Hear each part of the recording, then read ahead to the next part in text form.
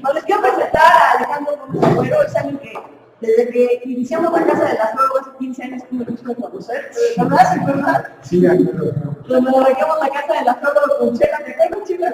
Empezábamos los cursos. Alex fue de los primeros asiduos que iba. También de nuestros primeros profesores en la Casa de las Flores fueron Malte Ángel, Lulú Hernández, que no está ahora, con el hijo de adicciones.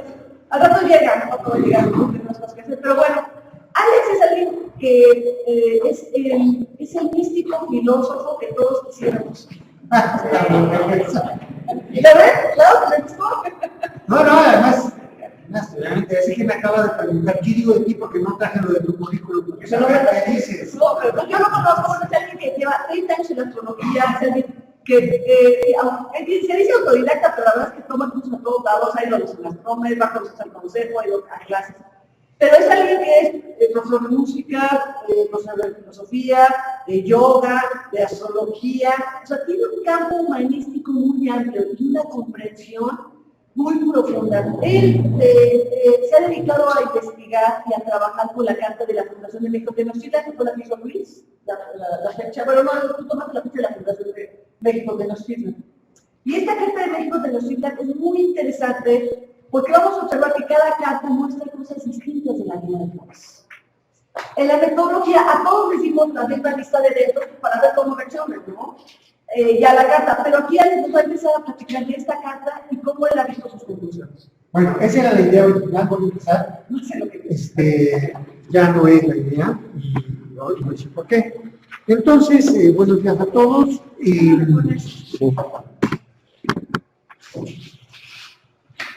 Toda la exposición que acaba de hacer el Luis, que acaba de ir, al final nos dejó, bueno, entonces, ¿cuándo es cuando nació? ¿No? Es aquí, es aquí, es aquí, es acá. Otro compañero dijo, no, bueno, pues entonces el grito de Hidalgo y todo el rollo, todas las banderas que tenía el movimiento independentista era una cuestión independentista, era una cuestión de mercadotecnia. Y ella dijo que no, que con Juárez había sido, ¿no? La Fundación de México. Todos en determinado momento llegamos a enseñar el cobre, ahí enseñó el suyo, lástima que se fue, se lo iba a decir en su cara, ¿no? Es juarista, eso es más que obvio, ¿no? Pues si no, pues es con Juárez. Y que el imperio de Maximiliano era una pifia, en lo cual estoy también completamente en desacuerdo, sin que sea yo maximilianista. Bueno, entonces, este asunto de a dónde se remonta el origen de una nación, porque además cada nación es diferente, ¿no? Por ejemplo, en el caso de los Estados Unidos, casi no hay más bien, no hay polémica, ¿no? Se toma la carta de la Declaración de Independencia, que tiene fecha, hora, apellido, etcétera, que se sabe quiénes son los involucrados, y ahí se toma la carta de la Declaración de Independencia de los Estados Unidos como una base muy firme para hablar astrológicamente de ese país. En otros países de, digamos, de mucha ascendencia o mucho abolengo, de mucha tradición atrás, Francia, uno de los principales, ¿no? Que tiene esa tradición. ¿Cuál vas a usar? ¿Cuál vas a usar? ¿Qué carta vas a usar? ¿Qué carta astral, diciendo de carta natal de Francia, vas a usar para hablar de Francia? Me parece que ahí es peor que en México, más que imposible, ¿no? Es que no puedo, no soporto esto. Eso sucede con Francia, con España, algo similar, y con México, pues no podría ser la excepción, ¿no? ¿De dónde viene la historia de México? Entonces, voy a contar una anécdota. Estaba en plantón de Reforma, cuando la presidencia alterna de López Obrador decía que continuó en eso, y en algún momento fui, nunca puse mi tienda, pero fui algunas veces al plantón, y en una ocasión que fui con un compañero que era estudiante de historia, estaba ahí un historiador muy destacado, no muy bien de economía, que se llama López Austin. Es un maestro de historia de muchas generaciones en la UNAM y un historiador lingüístico, sobre todo historia de México. Entonces me dijo este estudiante, pues vamos a saludar al maestro, que sirve porque ya le había comentado ahí mis inquietudes, mis ex, estoy hablando, acerca de la elaboración de una carta natal de México. Vamos a acercarnos, le preguntas sus inquietudes. Nos acercamos con él, me presentó y le dije, maestro, pues fíjese que yo me dedico a la astrología, y entonces en la astrología trabajamos con fechas, necesitamos fechas precisas para empezar a hacer nuestro trabajo, ¿no? Entonces, yo también soy como estudioso de la historia y quiero saber cuándo puedo considerar el nacimiento de México para partir de ahí astrológicamente. ¿Usted qué opina? ¿Usted cree que hay un momento? No, categóricamente me lo dijo, no lo hago. Así como él ahorita acaba de decir, bueno, mi idea es que es con Juárez. Él me dijo, no lo hago. Es un proceso. Es un proceso que se ha ido dando, que se ha ido gestando, y así podemos hablar de Día de México. Entonces, para lo que voy a exponer hoy en día, mi óptica es que es un proceso. Cuando la última vez estamos en uno de los ambientes de la universidad, aquí está, no me acuerdo qué evento era, pero estaba Ceci, y entonces yo me levanté la mano y dije que era con México. Hablaron de algo de la Carta de México y dije, no, es con México Tenochtitlan, eso es lo que yo he visto con la fundación de México Tenochtitlan. Después he avanzado, he cambiado y es la óptica que les voy a exponer hoy. Entonces, para la exposición de hoy, quiero dar crédito a estas personas, porque son las que me han ayudado a tener este enfoque. En primer lugar, a Richard Dawkins, no sé si he oído hablar de él.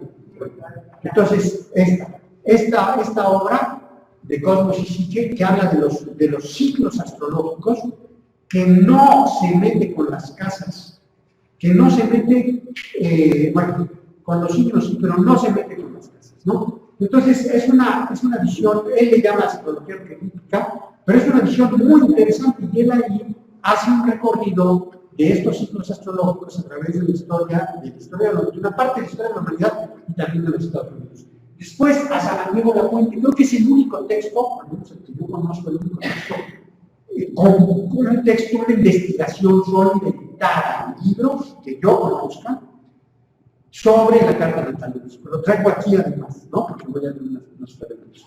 Y ha sido también para mí un escalón muy importante. Después, el libro de Pinochet, El Centauro del Norte, que habla específicamente sobre la revolución y que también me ha ayudado mucho.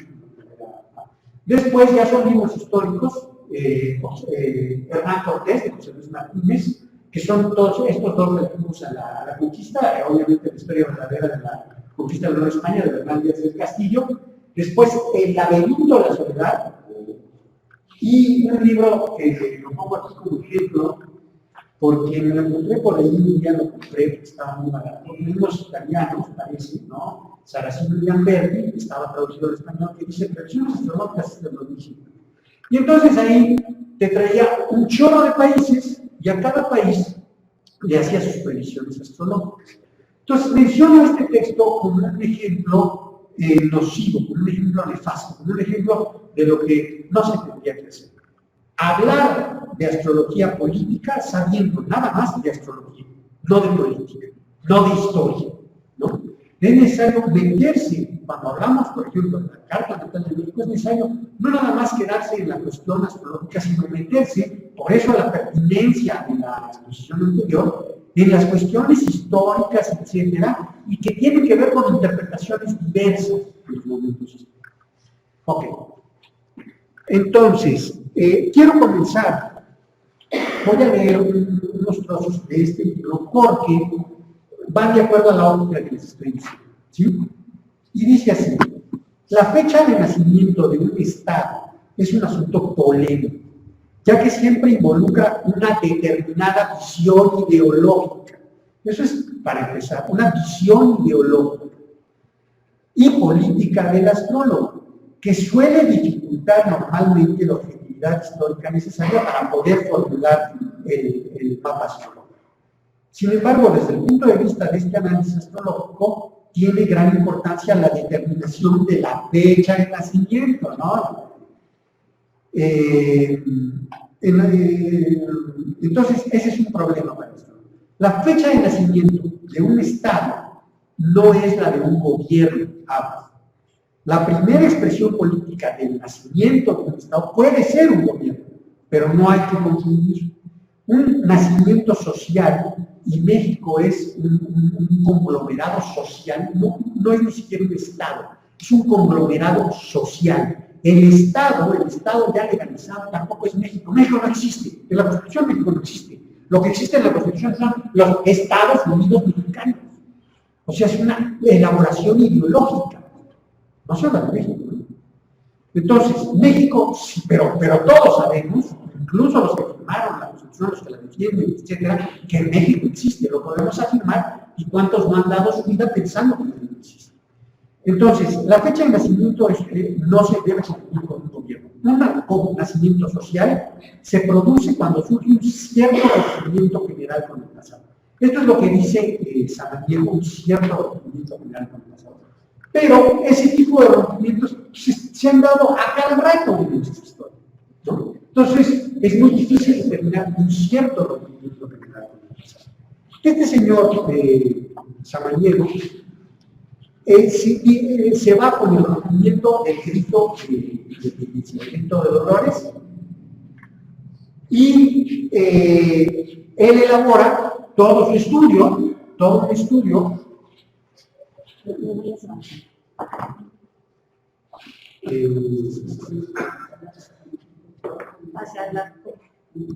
no, yo prefiero esto. Gracias, muy amable. Entonces, elabora todo un estudio, incluso de la idiosincrasia mexicana, basado en una carta natal, que es la carta, la que él llama, la carta del grito de Dolores. Entonces, voy a leer otra vez, voy a poner el texto, cómo es que él llega a eso. Dice,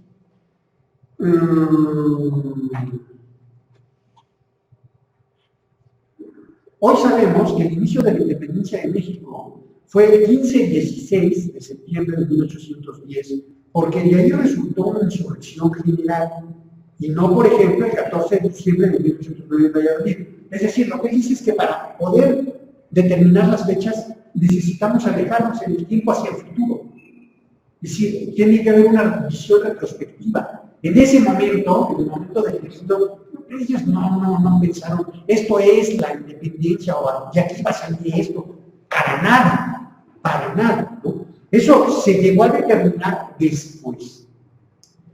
Entonces dice, consideramos eso y no consideramos, por ejemplo, el 14 de diciembre de 1809 en Valladolid, donde hubo una conspiración de Obeso y Michelena, o la conjura del 21 de diciembre de 1809 en Querétaro, ¿no? Es decir, hubo toda una serie de cosas. La más fuerte fue la toma que mencionó en 1808, la toma del Palacio Nacional, que tampoco tuvo gran resultado. Celebramos la insurrección de Hidalgo, dice Samaniego, porque fue esa la que a la larga triunfó. Es decir, lo vemos retrospectivamente y decimos, bueno, pues sí, podemos datar ahí. La calendaria triunfó y reconocemos hoy, con el grito de Dolores encabezado por Hidalgo y Allende, el inicio de la lucha. Pocos astrólogos se ocupan de discutir la fecha de nacimiento de México. Algunos norteamericanos, dice, la fijan para el 5 de febrero de 1917. Pinches gringos, yo soy un poco mal hablado. Entonces, pinches gringos, claro, ellos dicen, pues nosotros los Estados Unidos nacimos con la Declaración de Independencia, y eso es clarísimo, vamos a aplicar el mismo criterio para los mexicanos y decimos que en su Constitución del 17, y ahí sale. Visión muy cerrada. Hay otros que se van por el 20 de noviembre de 1910, del cual hablaremos en un momento, claro, fecha simbólica.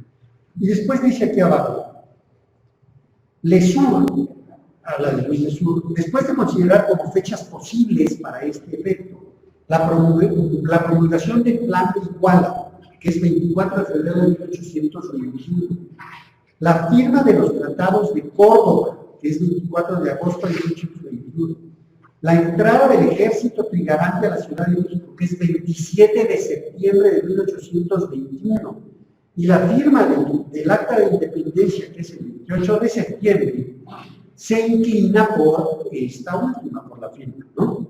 Y fija la fecha y hora, el 28 de septiembre de 1821, a las 6:23 de la tarde, que en las hojitas tenemos una por ahí, ¿no?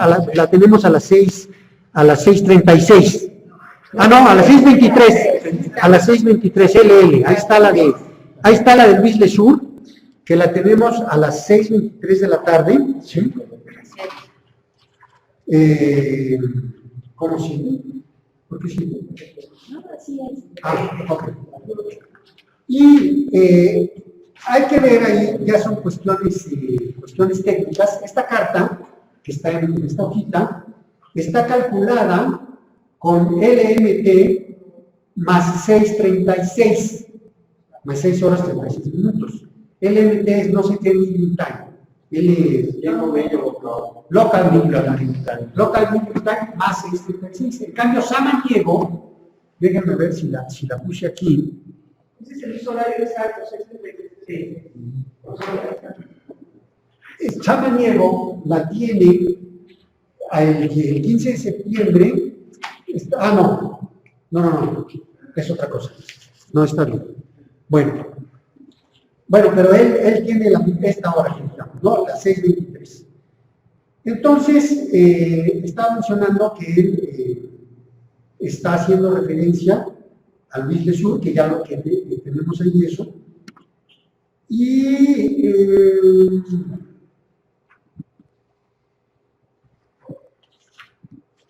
entonces, yo nunca me ha sonado eso, ¿no? Nunca me ha convencido eso de que la declaración, de que la carta de la declaración de lucha, como acabamos de ver con Edna, como acaba de descubrir Edna, pues esa fue una cosa muy truculenta, o sea, fue como una especie de, se le prendió muy bonito el foco a Iturbide, y dijo, bueno, pues aquí está esto, y ya me están recontratando, entre comillas, para acabar con la insurrección, pues mejor en vez de acabar, me la embolso, ¿no? Y se fue a pelear y acabó más bien pactando con Guerrero muy de mala gana, obviamente no quería, no le convencía, pero también, como dijo Edna, ya en determinado momento, después del primer golpe insurreccional y después de la muerte de Morelos, se fue apagando, ¿no? Entonces sí había brotes independentistas, pero pues cada vez más desgastados, más ya hasta el tope de todo eso. Entonces, aprovechándose de eso, Iturbide pacta con Guerrero y surge el famoso ejército trigarante, ¿no? Y se dice que se consolida la independencia porque a nivel gubernamental se elige el nuevo gobierno. El plan original de Iturbide era, que es el que firmó Guerrero, le vamos a otorgar el gobierno a Fernando VII, precisamente para evitar la corrupción de Cádiz. En su defecto, a algún gobernante de otra casa reinante. Ese era el plan. Entonces, pregunto yo, ¿cuál independencia? Sí, en efecto, ya se zafaron de hasta cierto punto del gobierno que estaba en España, que era de la Constitución de Cádiz, pero se le estaban entregando a Fernando VII. Y Guerrero pues aceptó porque ya, bueno, de aquí a lo mejor nos agarramos. Y al final lo que hace Iturbide pues, es que dice, papá, vénganos tu reino, yo soy, ¿no? Como no está Fernando, como no hay casa reinante, pues es el Imperio Mexicano, hay revueltas en contra, hay oposición en contra de él, y cae. Y entonces, a partir de todo eso, lo que yo, como que mi intuición me llevó a buscar un pasado más remoto. Y pensé yo en la caída de Tenochtitlan, 13 de agosto de 1521.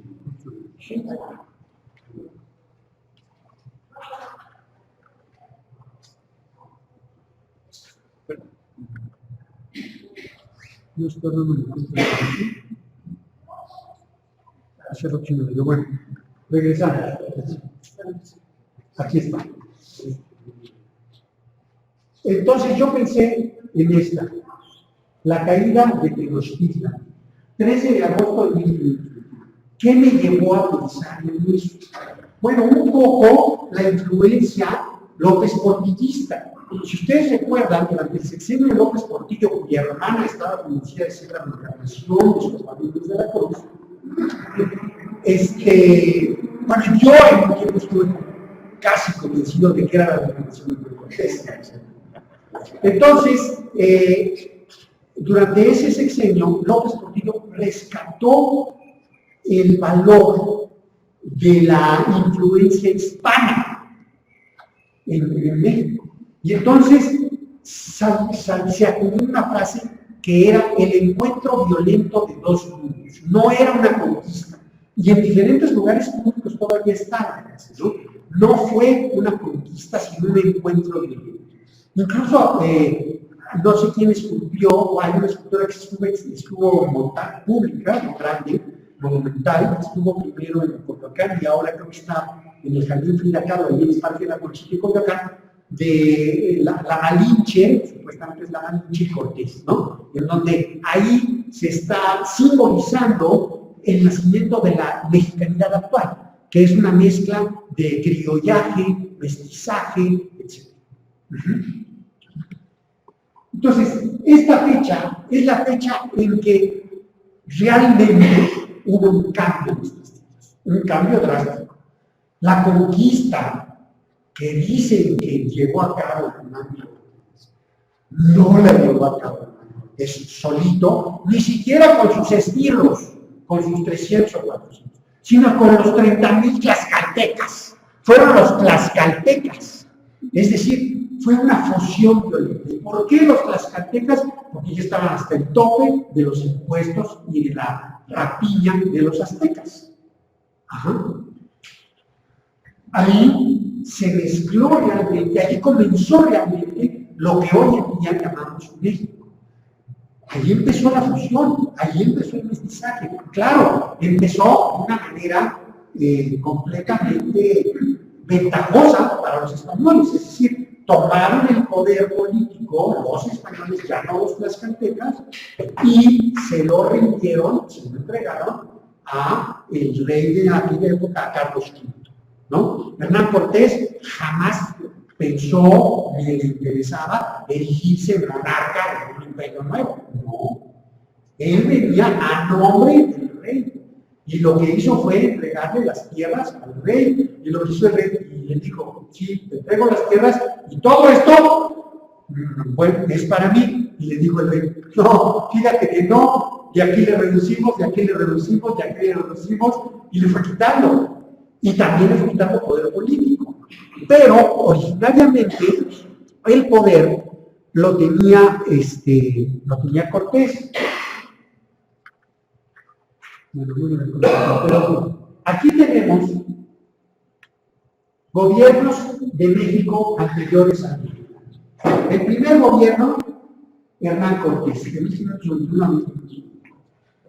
Él y sus capitanes hacían tantos desbarajustes, porque además la idea originaria, y por eso le permitieron a Cortés poblar, que no era poblar la palabra poblar, la idea era ganar adeptos para el catolicismo, porque España, en esa época, era el bastión del catolicismo. Recordemos que era la época en que al poquito tiempo se da, la reforma protestante. Entonces, Europa estaba viviendo un desbarajuste tremendo en creencias religiosas amarradas, esas creencias religiosas, con la política. Y entonces, los que tenían el mayor poder que existía en ese era el de Roma, era el del papado. Era el del papado, y en 1492, Cortés, Colón llega acá, que eran Isabel y Fernando los católicos allá en España, el papá, ellos se habían erigido en los defensores de la fe por dos sencillas razones, y habían convencido a Roma de eso, por dos sencillas razones. Aquí le vamos a meter puro catolicismo. Mira, vamos a acabar con el Islam. Lograron, guerrearon y acabaron con todo el resto del Islam en Europa, que era toda la península, la parte de abajo de la península ibérica. Y el Papa se los reconoció. Les recomiendo para el romance al respecto una serie que acaba de sacar el canal de YouTube que se llama Isabel, que es la historia de esta reina, de Isabel la Católica. Bien, entonces, por un lado, y por otro, se acabaron los judíos, los corren. Entonces, aquí es una cuestión principal de la defensa del catolicismo. Dime, ¿en Francia lo es? Para nada, estaban los hugonotes, estaba un relajo. Los otros países donde estaba Calvino, por ejemplo en Suiza, en absoluto. En Alemania, que no existe Alemania, sino una serie de baronías o de feudos, ahí estaba Lutero, ahí había sido el germen del nacimiento de toda la protesta antirromana, tampoco. En Inglaterra, menos, sí hicieron su propia iglesia, la iglesia anglicana. Entonces, a Roma, lo que en Italia privaba el catolicismo, pero Italia no existía, eran una serie de educados también. Entonces, lo único que tenía Roma fuerte y sólido era España, con su catolicismo. Y España se valió de eso para decir, ok, en las nuevas tierras lo que voy a hacer es, te voy a traer más fieles. ¿Lo cumplió o no lo cumplió? Cada vez que viene el Papa acá a América, ¿cómo se pone la cosa? ¿No? Todavía hoy en día, ¿no? Fieles y fieles y fieles del catolicismo. Entonces, sin embargo, Cortés hizo muchos desmanes, acabó, al final se fue a pelearle al rey las tierras que le quitó y acabó allá muerto de lo que su vida había matado a muchos aquí, ¿no? Muerto de una diarrea, murió con una diarrea fulminante allá en España. Del 24 al 27, el rey dice, no, esto no va, y mandamos una primera audiencia, una gente que ponga orden. Después del 27 al 35, esa primera audiencia viene a poner orden y empieza otra vez a hacer robos, turbulencias, etc. Esto no es porque vamos a ver las cartas. Llega la segunda audiencia, es lo mismo, pero menos. Y en la segunda audiencia viene una persona decente, que es Vasco de Quiroga. Tan decente que, bueno, aquí en México, sobre todo en el estado de Michoacán, en el obispado de Michoacán, el primer purépecha, recién conquistado, fue el último en conquistarse, todavía es reconocido ya cristiano. Después de eso, bueno, están todos los niveles. Si ustedes se fijan, está la casa de Austria, estamos en 1612 a 1621, la casa de Austria. De 1600 sigue la Casa de Austria, 1701 aquí abajo sigue la Casa de Austria. Perdón. Estábamos en los estudios aquí, no, aquí.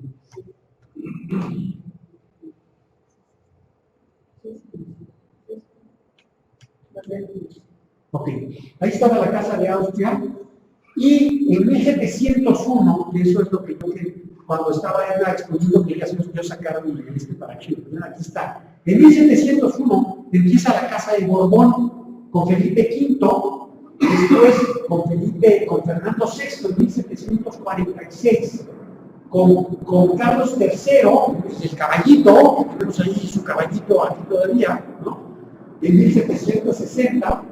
Es en ese reinado cuando 1776, dijo la Sirena, cuando expulsan a los jesuitas y empieza a haber toda una serie de reformas, las reformas borbónicas, y después viene Carlos IV, después viene el baboso realmente era muy incapaz, ¿no? Fernando VII, pero muy incapaz. Por eso Napoleón no pudo sustituir y poner allá al hermano, y fue el pretexto exacto para todas las insurrecciones americanas, ¿no? Todos los gritos y todas las revueltas, la de 1808, la de 10, su bandera era Fernando VII, no era mercadotecnia, somos un enjambre de contradicciones, todos somos un enjambre de contradicciones, ¿no? Hace poco reencontré una amiga o conocí a una amiga que me preguntó mis creencias religiosas, de las cuales yo ya no sé ni qué decir, porque no sé.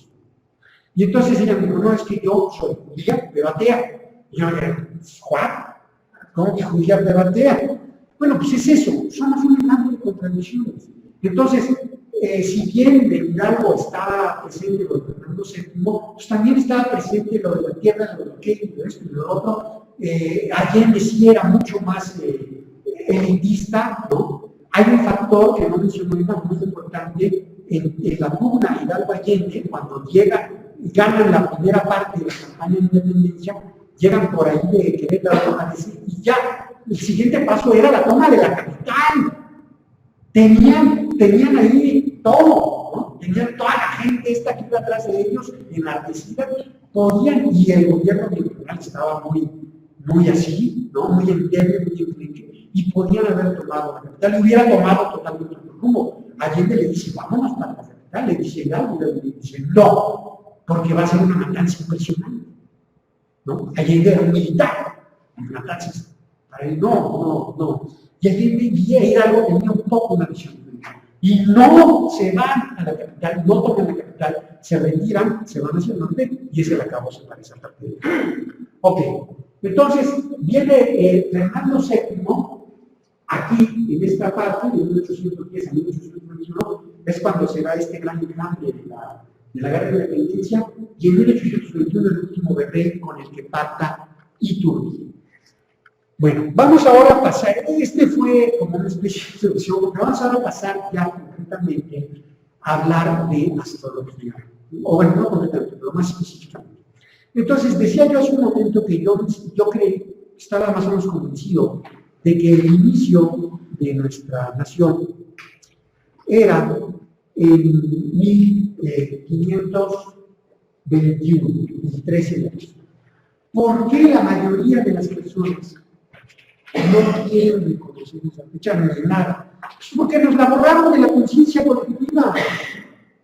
La ideología también es producto del enjambre social, pero también es producto de las personas que conforman el poder. Entonces, desde que Hidalgo lanza el grito de que están hasta el tope de los españoles, los cachupines, ¿no? Todo lo que tenga que ver con eso lo borramos. Entonces, esta fecha fue borrada. ¿Y por qué fue borrada? Bueno, porque fue la fecha en que los españoles se adjudicaron el triunfo, el día de San Hipólito. Fue el día de San Hipólito, 13 de agosto, y entonces, a partir de ahí, cuando ya cae Tenochtitlan verdaderamente, bueno, empiezan a agenciarse todo, y después concluye precisamente Cortés.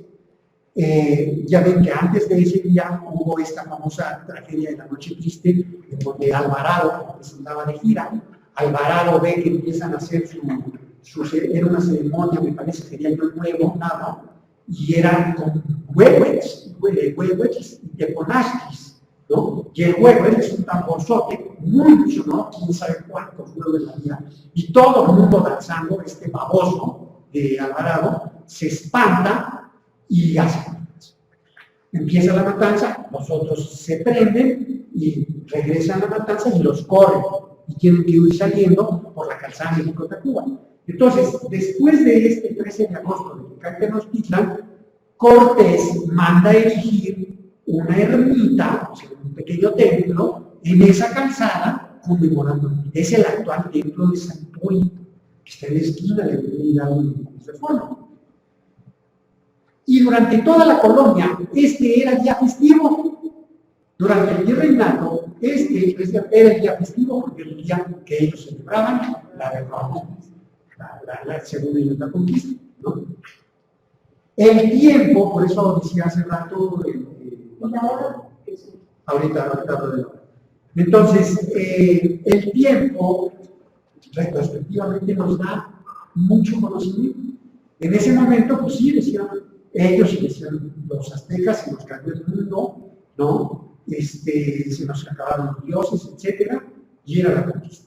Pero si lo vemos retrospectivamente, después de todo lo que se ha vivido con la independencia, con esto, con todo el siglo XIX, con el 20 hasta hoy en día, yo puedo decir No, en ese momento era un momento de nacimiento violento, pero era un momento de nacimiento, porque a partir de entonces el mundo anterior no desapareció, pero se transformó. El mundo anterior americano se transformó. Y el mundo español que llegó aquí también tomó características nuevas y propias de aquí, no de lo que estaba en la provincia. En cuanto a la hora, los datos que hay es que primero se sitió Tenochtitlan y duró varios días el sitio, ya estaban sitiados, pero eran guerreros los aztecas, claro que no se daban a vencer, hasta que por fin pues, estaban en esa situación de sitio ya desgastados los ejércitos, sobre todo los aztecas, porque les habían cortado el insumo de agua al islote. Y entonces estaban pertrechados ahí en la ciudad del islote. Ese día no sabían que se llegó a grabar o qué iba a pasar, y empieza a llover, cae un tormentón en el centro de la Ciudad de México. Los que frecuentan el centro, mucho tiempo trabajaba por allá, en el centro llueve temprano, es de las partes donde más temprano llueve de toda la ciudad. ¿Sí? Llueve como a la 1, 2 de la tarde. En ningún otro lado de la ciudad está lloviendo, en el centro ya está lloviendo. Entonces se dice que ahí cayó un tormentón que duró. Por lo tanto, y que durante esa tormenta, Cuauhtémoc y los pocos allegados dijeron, pues esto ya no tiene solución. Buscamos una salida, una huida, y nos recuperamos afuera y vamos a seguir guerrero. Y entonces aprovecharon eso para, se embarcaron o algunas canoas para huir, ¿no? Con la tormenta, claro, también la lucha pues, se había detenido, ¿no? Porque entre los rayos y los rayos del aguacero debe haber sido bastante fuerte. Y fue después, por lo tanto, debe haber sido después de las 2 de la tarde. Yo, ahí ya entró mi suposición de que además buscaron que no estuviera la luz del día tan fuerte, y de que pudo haber sido más bien cuando ya se acercaba el ocaso, precisamente para encubrirse un poco más. No hay un dato histórico de la hora, pero basado en eso y en estudios propiamente astrológicos que expondré a continuación, yo determiné las 6 de la tarde, lo cual nos da una carta en donde tenemos un sol ese verde choca, pero bueno, es Virgo, ¿no? Es un sol a 0 grados. No, el sol es Virgo. No, es Virgo. Sí, no es Virgo, porque Leo, 14 de Leo está dentro, puede estar 0 grados después. Es Virgo. Sí, pero a ver, es que hay que recordar que el inicio de los signos va cambiando con los años, ¿eh? No, estamos hablando hace 700 años. Estamos hablando hace 700 años. Está a 0 grados de Virgo, en oposición a 2 grados de Piscis, con Neptuno a 2 grados de Piscis en oposición. Con Neptuno a 2 grados de Piscis en oposición. Después, está Plutón conjunto a la Luna a 9 grados de Capricornio. Y Urano a 24 grados de Tauro. No voy a Júpiter a 13 de Sagitario. No voy a mencionar a los demás porque son estos los que más, bueno, y Saturno, claro, a 10 de abril. Los que más, ¿cómo? Pues sí, es lo mismo que decía él, así ya dijo 1 hora y yo pensé, no, pues para lo mío, no. Entonces, bueno, esto es lo que acabamos de ver. ¿Qué pasa? Entonces me inspiro en tablas y vamos a ver los ciclos, ¿no? ¿Cómo estaban los ciclos a partir de la Carta de México 1521? Plutón a 9 grados Capricornio. Obviamente es una investigación muy ardua que yo no he terminado, ¿no? Y que por eso hay partes ahí. Aquí, el ciclo de Plutón, la primera conjunción en 1766, no tengo nada, habría que buscarlo. La segunda, bueno, la oposición primero no tengo la oposición. La segunda, oposición en 1920 con la carta de 1921, de 1521, es una fecha realmente importante, que fue el asesinato de Carranza y Obregón se pone en la presidencia. Es un ciclo plutoniano respecto a 1521, no es el único ciclo ni es la única fecha. Vamos a ver. Y después viene esta conjunción de Plutón a 1521 del 2013, exactamente desde el 2012, cuando tomó posesión Peña Nieto. En 1766, lo que decía, termina el año siguiente la expulsión de los jesuitas. Ah, bueno. En el 66 empiezan los cortes a la iglesia y al año siguiente la expulsión de los jesuitas. Bueno, vamos a ver el ciclo de Neptuno con respecto a 1521. En 1686 no tengo datos más que un rey, Melchor Portocarrero. En 1851 Neptuno regresa a 2 grados de Piscis. ¿Qué pasa cuando está Neptuno a 2 grados de Piscis? En 1500, es decir, hace 2 vueltas atrás, el territorio cambia de manos, ¿no? La posesión del territorio. ¿Qué pasa cuando regresa Neptuno a 2 grados de Piscis? En 1851, obviamente sabemos que hay un orbe y que además hay retrogradaciones. Entonces, estando en el orbe de ese retorno de Neptuno, en 1848, ya estaba en Piscis Neptuno, México pierde la mitad de su territorio. Con respecto a la carta de 1825. Cuando regresa Neptuno a la misma posición, 2 grados de Piscis, 2011 mayo a 2014 noviembre, ¿no? Ahorita ya se salió tantito, porque yo estoy en el primer decreto de Piscis. Entonces, Peña Nieto asume la presidencia y nos entrega, porque digan lo que digan, ya en el futuro se aclarará de aclararlo, estas reformas energéticas es una nueva entrega del territorio a este. Neptuno otra vez a 2 grados de Piscis. Ciclo de Urano. Urano estaba en la carta de 1925 a 24 grados de Tauro. Ese es tremendo, porque es conjunción al Gol, ¿no? Y eso van a ver cómo se explica. Yo nada más tengo las flechas ahí. Pero Algol no estaba en 1500, Algol no estaba en 24. No, probablemente no está ahora. Probablemente ahora está en 24. Pero ahí es como una conjunción desfasada. No puse aquí las indicaciones, las voy a decir más adelante, del ciclo de Urano. A ver, inicio. Ahora, después de eso, por el comentario de Ceci de la otra vez, ¿por qué no nos vamos a México de los Tuchos? En 1325, el 16 de marzo. Y omitiendo colocaciones de casas, ¿por qué no checamos los ciclos de los planetas grandes a partir de aquí? ¿Qué tenemos en ese 1325? Un Sol igual, ahí está en Aries, conjunto de Mercurio. Ese no nos va a ayudar mucho, pero nos van a ayudar los planetas lentos. Un Plutón a 21 grados de Piscis. Que si ustedes se fijan en ese Plutón a 21 grados de Piscis, se repite entre 1810 y 1821, todo el lapso que se considera tradicionalmente de la Guerra de Independencia, es el retorno de Plutón con respecto a 1325. Empieza en 1810 en 15 grados y termina en 1821, creo que a 28 de Piscis, ¿no?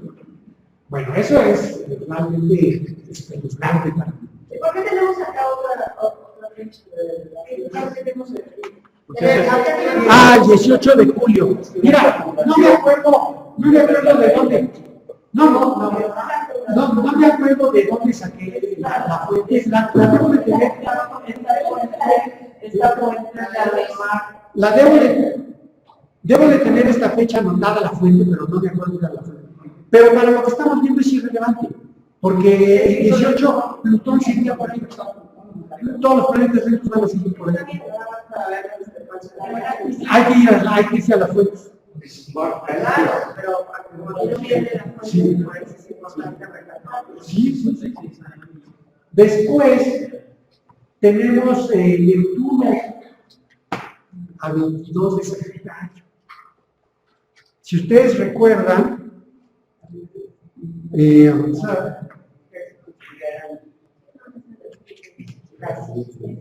ahí estaba, ¿no? En la consumación estaba por ahí el Sagitario, ¿o no? En la carta de Capricornio y del retorno de Neptuno también, 29. El 29 lugar. Sí. En el 9 de Sagitario. El Sagitario Urano resuelve Capricornio. Ok. Bueno, hay otra, por ahí, entonces, el 21 Sagitario, 22 Sagitario, era con relación a la. Después, Urano a 29 de Capricornio. ¿Sí? Con eso. Entonces, ahí está. Plutón a 21 de Piscis, Neptuno a 22 de Sagitario, Urano a 29 de Capricornio, Saturno a 9 de Géminis y Júpiter a 1 de Géminis. Ciclo de Plutón. Respecto a 1325, fundación de Tenochtitlan. El primer gran tránsito de Plutón es la oposición al Plutón metal. 1474, yo no me alcanzó, no investigué los datos de qué estaba pasando en América en 1474 con la oposición plutoniana, pero dije, a ver, ¿qué estaba pasando en España en 1474? El 13 de diciembre del 74 muere Enrique IV de Castilla. ¿Qué importancia tiene esto?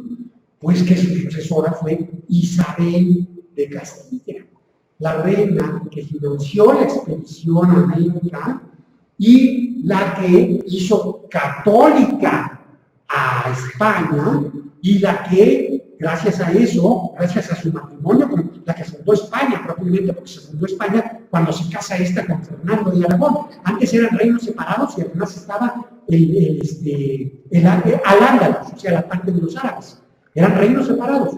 En el momento en que se casan Isabel y Fernando, comienza España, como la España moderna, porque todavía se hablan de los reinos separados, Castilla y Aragón, pero ya es una sola corona, y el Papa concede prebendas a esa corona. Una de las prebendas, la más grande, es que les regaló la mitad del mundo. El Papa en la época de Isabel de Castilla era Borgia, un español, Alejandro Borgia, y convencido de que ellos, que además era donde más peso estaba teniendo el Tribunal de Inquisición, les regaló América con una serie de edictos. Los otros que la querían eran Portugal. No, es para los españoles. Entonces, esta fecha es determinante para lo que sucedió aquí. Por algo que sucedió en España, en un lugar del cual aquí no se tenía noticia y en un lugar del cual allá tampoco se tenía noticia. ¿Sí me explico cómo se trabaja esto?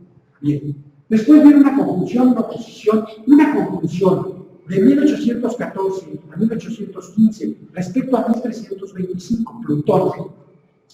Bueno, en este momento, el 22 de octubre de 1814, Morelos promulga una constitución ya propiamente, claro, no se pudo instaurar masivamente, pero fue la constitución de Apatzingán en 1814, cuando ya se estaba definiendo ahí un perfil completamente nuevo y diferente respecto a la colonia, o sea, y es producto, está implicado con el ciclo de Plutón respecto a 1325. En 1810, Plutón estaba a 15 grados de Piscis. Bueno, eso es lo que ya mencionamos. En 1967 a 1968, la oposición de Plutón a la posición radical de 1925, 2 de octubre, no solo en 1967. 68. Bueno, empezó en 67. El ciclo de Neptuno no lo voy a mencionar porque no tengo aquí más datos de eso. El ciclo de Urano Respecto a 1325, los 29 grados de Capricornio, la conjunción, o sea, cuando regresa, la primera conjunción no tengo dato, la segunda, 1493, sabemos qué pasó. Es cuando se encuentran América y Europa. Es el retorno de Urano. No tengo datos más allá. Una nueva conjunción, un nuevo retorno de Urano, en 1912, cada más o menos 84 años, el retorno de Urano, es cuando Madero asume la presidencia.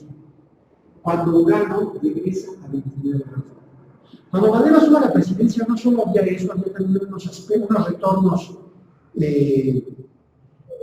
unas implicaciones a 24 de Tauro Escorpio, que es un poquito, tanto, bueno, por algo en parte, pero inclusivo, que si un buen astrólogo hubiera asesorado a Madero, le hubiera dicho: mira, papito, si vas a asumir esto, tienes que ser un verdadero asesino. Si no lo vas a hacer y no lo fue, no lo hagas, porque al que van a matar es a ti. No, nada más se fue por el lado del espiritismo, no pidió. Pero ¿cómo? Ya híjole, me borró aquí unas cosas, pero bueno, no está al principio. está la presidencia de Madero. Entonces, teníamos... El retorno de Urano que decía. ¿Mandé? El retorno de Urano, a ver. Al retorno a 25 Capricornio. ¿Sí? Y Saturno por acá, 17 de Tauro, iba a llegar pronto a 24 grados de Tauro. 24 grados de Tauro es el punto del temblor de los terremotos de 1985. Es el punto culminante del temblor. Acabamos de tener un tránsito, el eje Tauro-Escorpio, es del eje Tauro-Escorpio. Acabamos de tener un retorno por Escorpio, en Saturno, a 24 grados. Yo tenía mucho miedo, realmente, en noviembre del año pasado, porque se conjuntaba bueno, obviamente con la cuadratura Urano-Plutón. Bueno, afortunadamente creo que no pasó nada. Pero ese punto, esos retornos a 24 de Escorpio, del eje Tauro-Escorpio, siempre pasan como lo que sucedió en el 68. Mencionamos el retorno de Piscis, de Neptuno, para el 68. Pero también estaba implicado el eje Tauro-Escorpio a 24 grados de la matanza del 68. Entonces, bueno, en conclusión, yo creo que no se puede, es incorrecto hablar o pensar en una carta específica, sino pensar en procesos, que es lo que Arturo el enfoque de Tales, que él piensa en procesos, ¿no? Se fija simplemente en ciclos planetarios. Y entonces eso, pues como que nos da una cosa más realista, porque hablar ya en específico de una carta, y luego meterse, como lo hace Samaniego, en un perfil, que empieza a buscar el perfil del mexicano, a partir de una carta, que si el sol está en casa 3 y que si no, es meterse en una camisa de 11 varas con una condición. Gracias, Alex.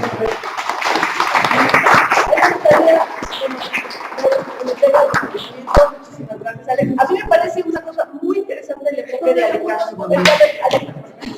Me parece una cosa muy interesante el enfoque de Alejandro, que es la técnica para aprender todos. Y significa que toma una carta, si se fijan, toma la carta de México de los ciclos y empieza a aplicar los ciclos, los métodos más transpersonales y cómo se dio esta afectación a nivel de ciclos, los retornos de los planetas. Y es una técnica muy importante astrológica que se considera tanto para nuestras vidas, pero para analizar también naciones cuya vida es de más de 200 años, por ejemplo. Y los grandes ciclos y los retornos de los planetas aportan información y cambios fundamentales de lo que sucede en la vida cotidiana. Pero bueno, muchas gracias por tu aportación, Alex. Gracias.